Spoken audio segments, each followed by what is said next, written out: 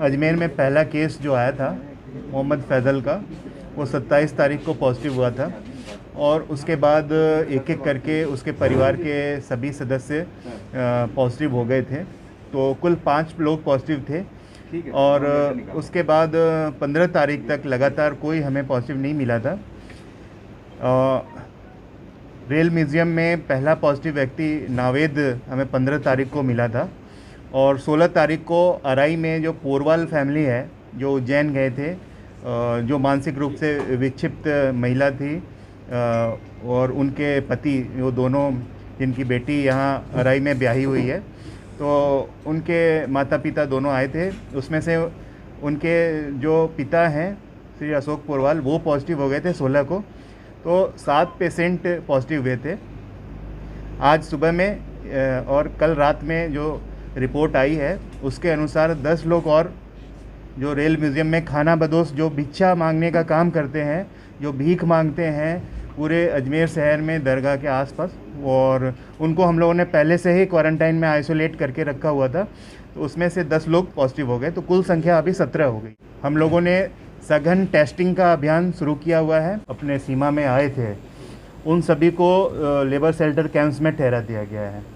अभी 21 से ज़्यादा लेबर शेल्टर कैंप्स हैं, 26 अपने पूरे डिस्ट्रिक्ट में। 56 हम लोगों ने चिन्हित करके रखे हुए हैं, 26 उसमें से फंक्शनल हैं।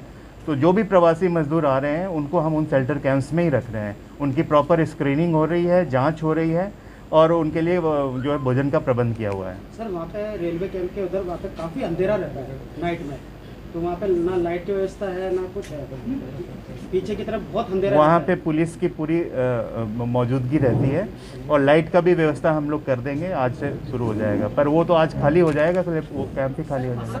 कि लगातार इस चीज़ का ध्यान रखा जा रहा है कि हमारे सभी के जो कर्मचारी लगे हुए हैं, केवल पुलिस डिपार्टमेंट के नहीं, जिला प्रशासन के काफ़ी लोग हैं जो इस पूरी एक्टिविटी में इंगेज है। पुलिस के हैं, सफाई कर्मचारी हैं जो इस पूरी एक्टिविटीज़ में इंगेज हैं, कहीं कहीं पे टीचर्स भी लगाए हुए हैं। उन सब के लिए जो निर्धारित प्रोटोकॉल है उसका लगातार कलेक्टर साहब की तरफ से बार बार चेक किया जा रहा है, उसकी पालना की जा रही है।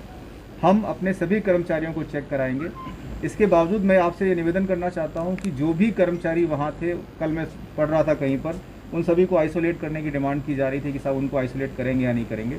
देखिए, इस समय ये समझना बहुत ज़रूरी है। हम उनकी चेकिंग कराएंगे, यदि कोई डाउट की बात ज़्यादा निकली तब हम उन लोगों के आइसोलेशन की प्रोसेस शुरू करेंगे।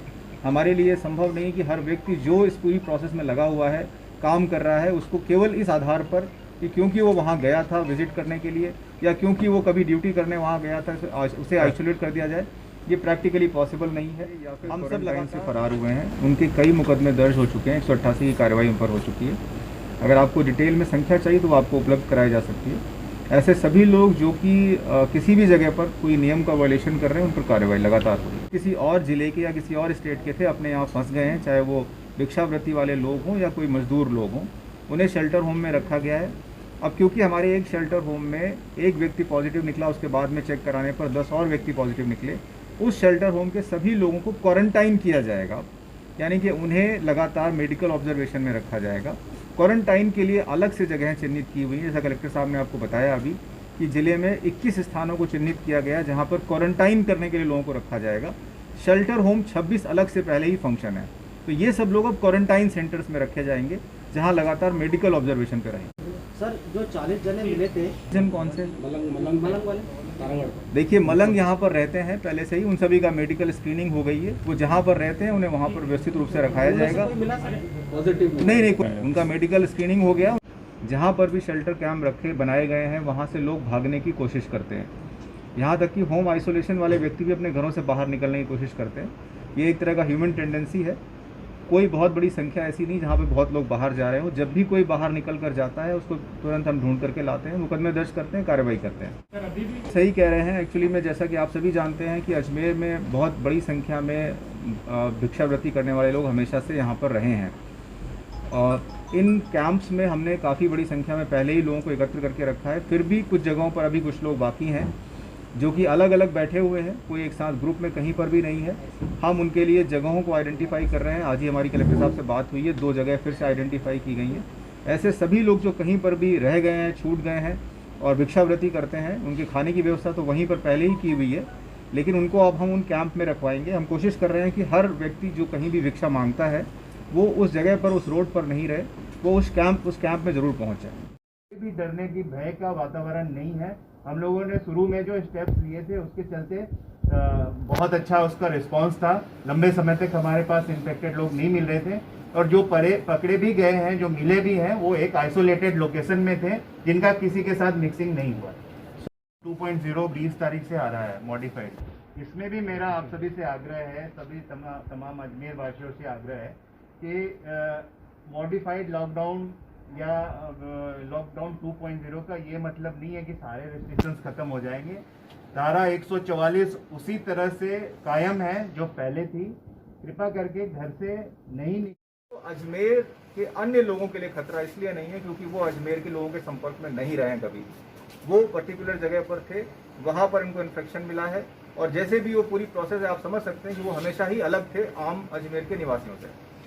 उन लोगों का जो भी ट्रीटमेंट होना है या जो भी उनके प्रोसेस में हम नए चेकिंग करनी है वो लगातार जारी रहेगी, प्रशासन उसको कर रहा है।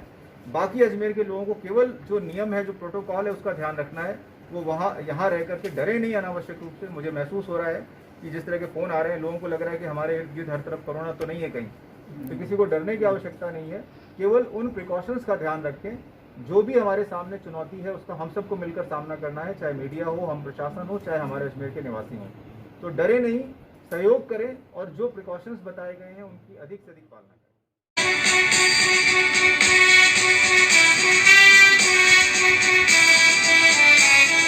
चैनल से जुड़े रहने के लिए सब्सक्राइब करें गांधी एक्सप्रेस न्यूज़ राजस्थान और बेल आइकन को प्रेस करें।